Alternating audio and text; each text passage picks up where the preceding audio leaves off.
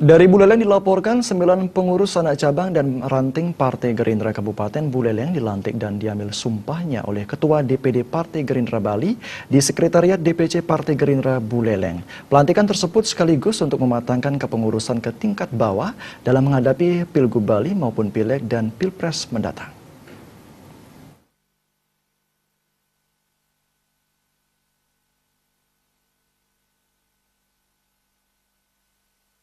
Pasti akan mengalami regenerasi pengurus, begitu pula dengan partai. 9 ketua PAC dan pengurus serta anak ranting secara resmi dilantik dan diambil sumpahnya oleh Ketua DPD Gerindra Bali, Ida Bagus Putu Sukanta, didampingi Ketua DPC Partai Gerindra Buleleng, Nyoman Rai Yusa, serta fraksi Gerindra yang duduk di DPRD Buleleng.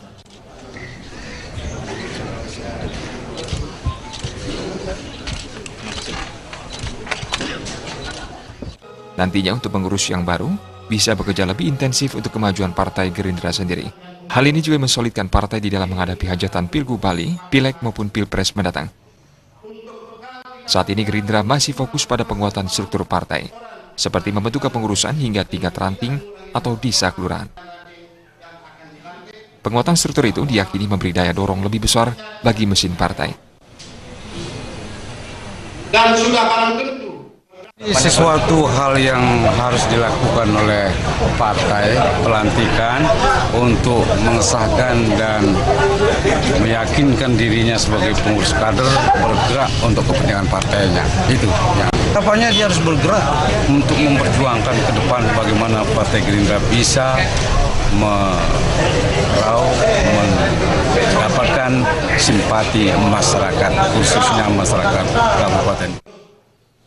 Pelantikan kepengurusan tersebut sebagai bagian dalam memperkuat kepengurusan partai hingga ke tingkat bawah, sekaligus sebagai bagian persyaratan administrasi di dalam pelaksanaan verifikasi partai dalam menghadapi pemilu.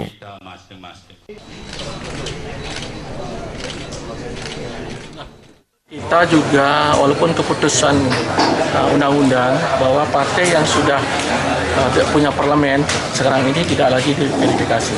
Tapi untuk penguatan kita di bawah, kami minta kepada jajaran pengurus yang ada di DPC dan seluruh Bali supaya membentuk PAC atau merevisi lagi pengurus PAC, menyegarkan pengurus termasuk ranting-ranting yang ada di seluruh Bali.